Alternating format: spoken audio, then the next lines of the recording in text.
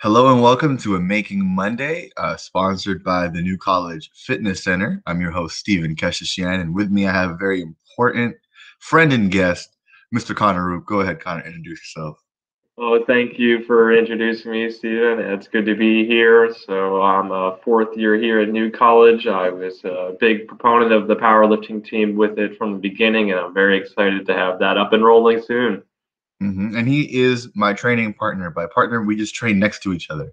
Um, and this is Making Monday. And what Making Monday is all about is making the best out your Monday and hopefully setting yourself up for success throughout the week. Uh, Gym culture is an interesting pro-science, anti-science phenomenon that pro-health, anti-health. It's all these, I would say, hypocritical statements or hypercritical. At one hand, you have people saying, "Let's do fitness, but let's jack ourselves with all these different supplements," or "I'm all about health, then eat in like a 1,500 calorie deficit." So we're just here to have a really good conversation about pre-workout and gym supplements on the, stuff you can get from GNC. I'm not talking about any back alley stuff today, nor will I on this podcast or this series. And we're going to talk about nutrition and our own personal journey with understanding what works for our bodies. Um, I'm a big pre-workout guy. If you see me at the New College gym, I'm most probably scooping it up. I got a scoop somewhere. I'm not going to say where it is. I don't want anyone taking my stuff, but I got pre-workout all throughout campus, let's say. And Connor, on the other hand, is a coffee only type guy. And why did you come to that? I'm not going to do pre-workout. I'm not going to be like most of the people that hit the gym. I'm going to do this difference. Well, there are two main reasons why I don't use pre workout. One is that I drink, on average, 3 cups of coffee a day. So to Mm-hmm. add pre-workout to that would mean I have too much caffeine in my system to be healthy, and I'm not giving up my coffee. The second thing is I recognize that pre-workout will show up as amphetamines on a drug test. And that leads me to believe that although it could be safe if you have high athletic goals, my goals are not focused on peak athletic performance at this time. So that risk is not necessary for me. Mm-hmm. And would you say that is it all pre-workouts or are there certain brands? Because I know there are some that are lab tested and there are third-party pre-workouts. Like when, I knew this amphetamine conversation was going to come up. Now, before we get there, what is an amphetamine for people who don't know? And second of all, what type of pre-workout shows up on that? Well, I feel like this is something that I would have been better able to answer 4 years ago when I still used pre workout. But I think that the most important things to look at are, is this a bunch of caffeine and long listed things? Or do you have the few chemicals that we recognize have athletically beneficial properties? So Mm-hmm. creatine, beta alanine, there are a few other ones, and then there are some that we know right off the bat are not very effective, like glutamine. It's just a fad. So that's one of Mm-hmm. those things where you have to just take your time if that's something you're interested in to go line by line and make sure you're getting all the best ingredients and none of the trash. Mm-hmm. And that's a really important thing I want to talk about. I see a lot of people who come to the gym or come to a gym and because I have a loud mouth come and talk to me and they're like, yeah, I just started taking this pre-workout. It's supposed to give me mad gains. I'm like, no, only you can give yourself mad gains, right? And they're paying $50 per bottle, and that's 30 servings. They're spending way too much money on this pre, and you're looking at the ingredients, and most of this is filler because what is glutamine to a lot of people? What is, what's outside pre-workout? What's a branched chain amino acid? All these terms sound scientific, but the things the body produce. I love beta alanine, and then I like caffeine. I think it's a great thermogenic, 600 milligrams. If you're not high tolerance, you end up burning 100 calories. It's right around the daily limit. Never go over a gram because you can. But there are things that are in this stuff that you never heard of, and then you have a lot of people who realistically on Instagram who are on steroids promoting this as the thing that's going to get you there when in reality it's not. Um, it's a energy booster. It's if you are a little tired, you didn't get your full 8 hours of sleep, it's something to push you. Um, I think there are a lot of good stuff in supplements, but it requires a lot of research. And Roop, you said something earlier that I really liked. Oh, so I do think that there is a necessary component that folks generally lack when they think about health and fitness. They come Hmm. to the gym, they see their big four movements, they mimic other people, and they get out there. They don't have a plan. And I just want to consider us in an academic environment to ask ourselves, if we would study for every class, why don't you study to improve your health and fitness? Hmm. Hmm. And I can't stand by that statement. Anything more, more so. And then let's go from the stuff that makes you feel amazing, the pre stuff, to the stuff that makes you go to the bathroom.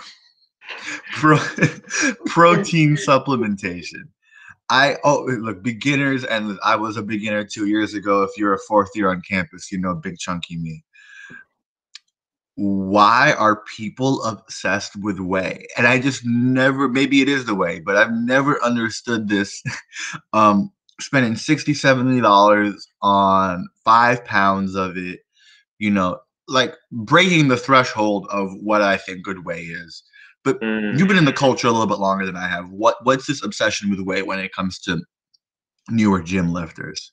Well, I think like we're generally talking about protein powders, so I just want to make a brief Oh, statement. So there are different kinds of protein. So you have whey, you have soy, and you have casein and stuff, but whey is generally the easiest to digest. mhm, Casein, just avoid it. If it's got a little bit in there, you'll be okay. But if it's pure casein, avoid it.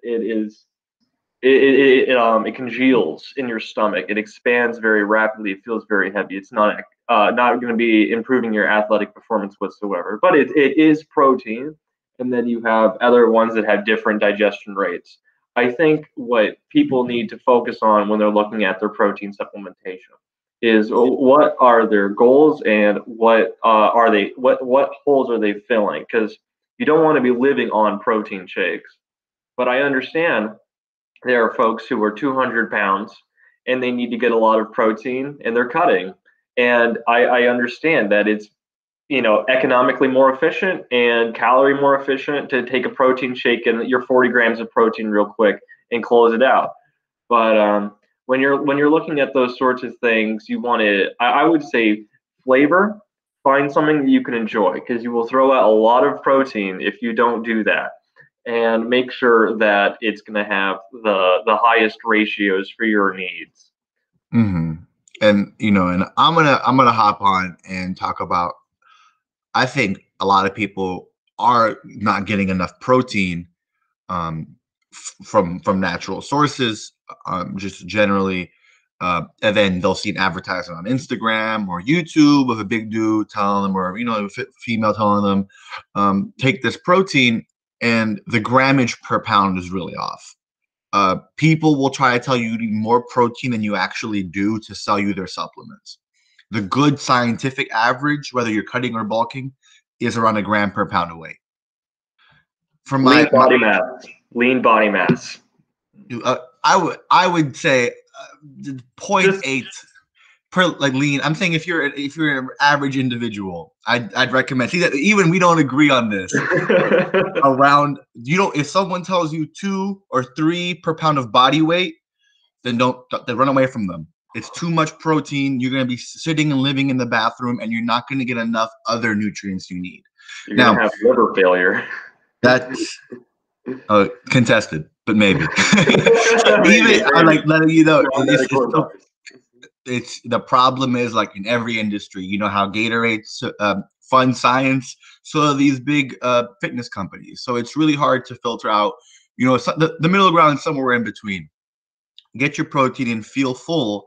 But if you're a 150-pound individual eating only 40 grams of protein, then you're going to have a conversation about what type of athlete do you want to be. You want to be a strength athlete? Eat more protein. Do you want to be an endurance athlete? Eat more protein. Do you want to be a couch athlete? Eat the same amount of protein. So, Can't but argue with that. right, but what is cutting? Connor Roop used the word cutting, and I want to step in. I feel like gym jargon is getting the best of us here. Oh, It ooh. it's not the cutting, you know. It is losing weight. It's cutting weight. It's cutting weight. And I get addicted to that. So in the comment section, let us know we're using too many gym terminologies. We want to make this accessible to everybody.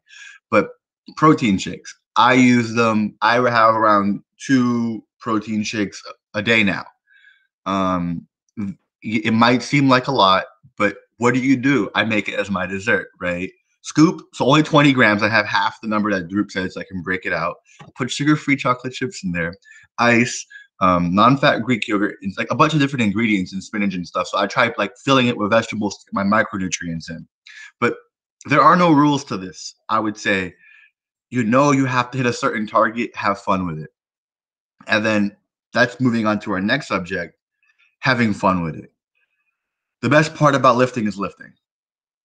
Fueling yourself to lift is a conversation that I think Roop and I will have very different opinions on. That I want to let Roop. Roop, how do you feel about fueling yourself in nutrition, and what do you do?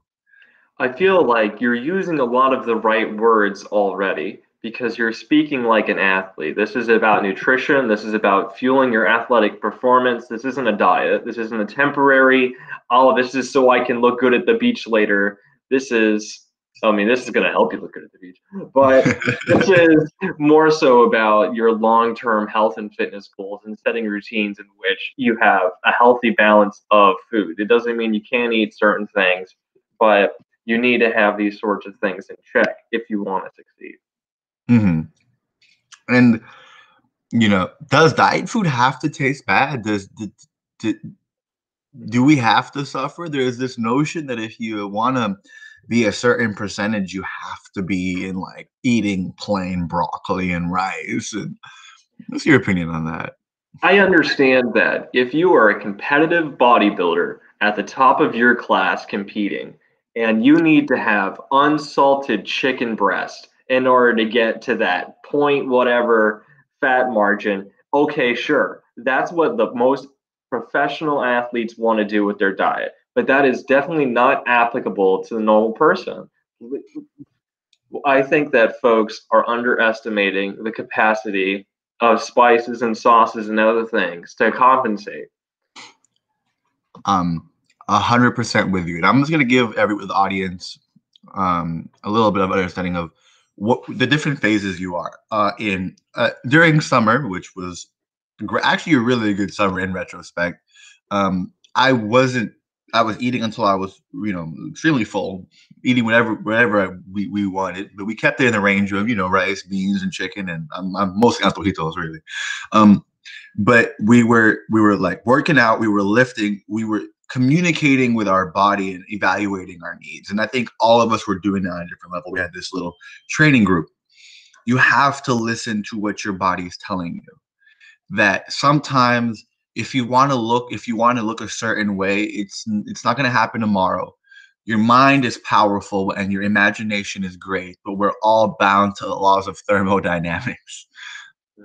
Understanding if you want to grow, you got to eat more. If you want to shrink, you got to eat less calories, not less quantity, less calories, because your stomach size is your stomach size. We would go out, we'd eat, we'd work out, we'd have protein shakes, but we'd have ice cream. We'd have days where we went to Palmetto and got burgers and chicken sandwiches. So, like, none of us here are professional athletes. And when you go on the internet, there's so much of you have to eat this. No, if you like hamburgers, make a leaner hamburger. If you like chicken sandwiches, you can air fry a chicken sandwich or pan fry a chicken sandwich. The idea that you have to suffer is a misconception, and I think it ruins a lot of people's idea of nutrition. I have I have French toast a lot. I just use sugar-free syrup. I love potatoes. Potatoes, carbs aren't bad for you. Vegetables taste good if you do them right. So there's constant battle between a mainstream lifter and a professional lifter. Yes, you're doing similar things, but the league in which you having the ice cream sandwich is going to be far less of a consequence as that lifter had. But yeah, and I think I want to shift that. What do you think? we need to do better in this whole idea of strength training to make it more, hey, this is for everybody. I know Planet Fitness tries that, but do they really?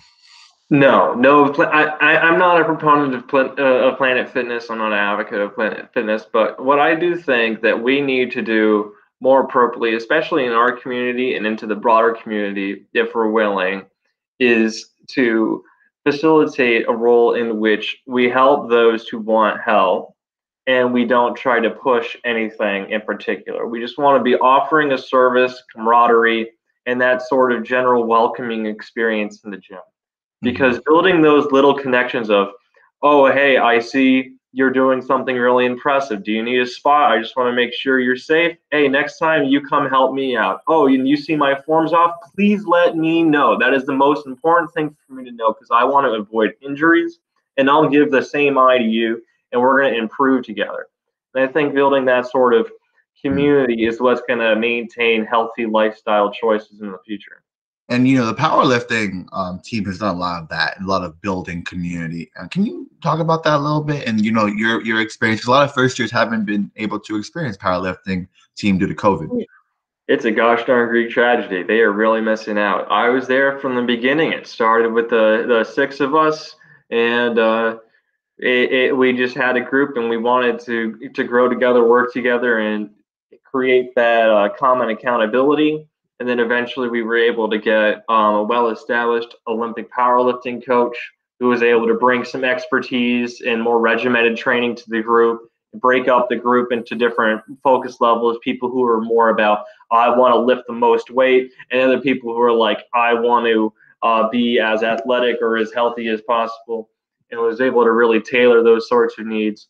And it grew into an over 20 person club, one of the largest clubs on the campus. And combined, we probably have well in the dozens of pounds of weight lost, hundreds of pounds put on the bar. And I think that it is a success story that we should hope to emulate once we are able to again. For sure. And I just want to attest that I've never been into powerlifting practice. I do train best when I train next to someone, but alone. I think each person has their own thing. But I do love going into the gym when there are not too many people in the team, because they swamp out our gym. There is an energy. There is something that's unmatched. There's a bunch of people pursuing, I would say, on the same highway with different destinations. I always think of analogies. It is something that I can't stress enough is a great experience, and I can't wait for it to come back. I do want to talk about, we kind of left the nutrition side, talk about the actual doing side, and it's really important that you find what works out for you. Now, we talk about strength training and all that. Hey, if you don't like weightlifting, calisthenics. I mean, if you don't like um, that, there's dancing. There are all these different forms of athleticism that you can do, and you gotta find what works out for you and how it works out for you. That's the most important thing. If you have a friend and I want a tag team with them, and now we're smiling and we're talking about the great things. But how do you, when you're in the gym and you're kicking your own butt, but there's this feeling of, why am I doing this? I'm kind of, it's that last mile. You're tired. What do you tell yourself, Ruth? Oh, I mean, first of all, you got to remind yourself why you started. You have a goal, and you're going to achieve that goal Mm, relentlessly. And that doesn't mean you don't listen to your body. The only bad workout is the one you didn't have. So if you can mhm, go in there and throw some light weight around, slow, good contracted form, and do your good work and come out, that will be one of the most successful practices for you, because form is where all of your progression is going to come from. When you can set good habits, get that mind muscle connection, you're not going to come into the gym every day feeling as hyped like you're going to pull 1,000 pounds off the ground. It's just not going to happen. And I think that's an unrealistic expectation to set.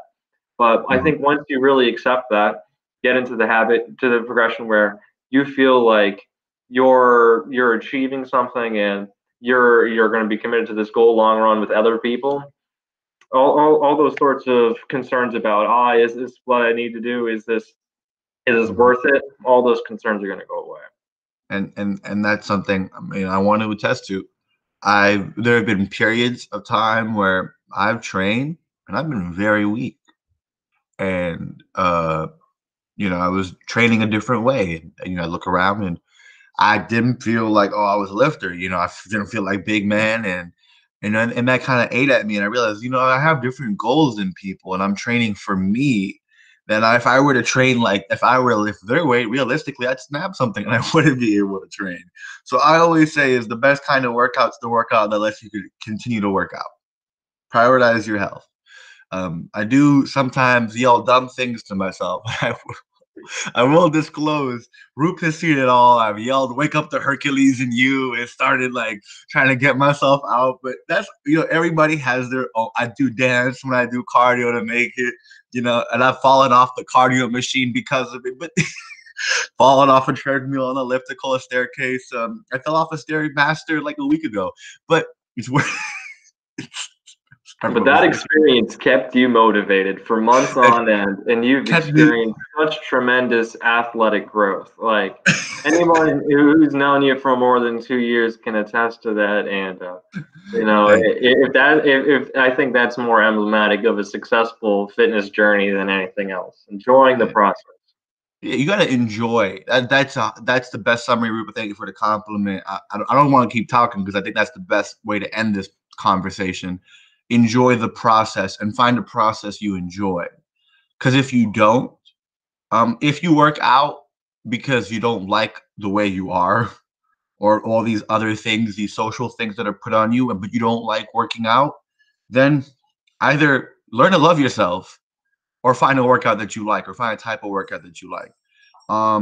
We found, he found powerlifting, and I found, what I say, bodybuilding, kind of, right? Depends on like who you ask. So there, the different branches of the same tree, but we found what we like. And that's what I want to ask everybody. Just find what you like. The NCF gym, there are classes, there are dance classes, there's Brazilian Jiu-Jitsu. Hopefully that's coming back. There's Aikido, there's racquetball, there's tennis, there's beach volleyball, there's swim club, there's court soccer, there's Friday night pickup basketball. There are a plethora of things that you can do to enjoy. And trust me when I say this, none of us are professional athletes. No one's gonna come in and dunk on you unless you're playing with Daje.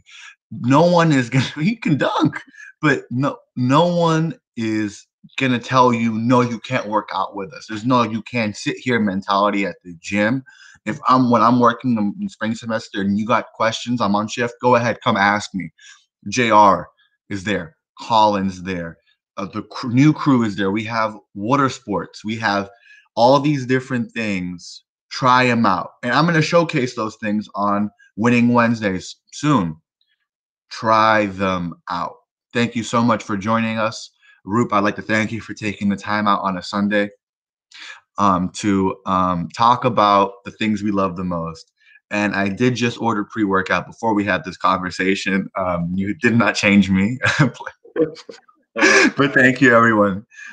Roop, any last words? Thank you for having me on, and I hope everyone got something of value out of this conversation. Me too. How do I stop recording?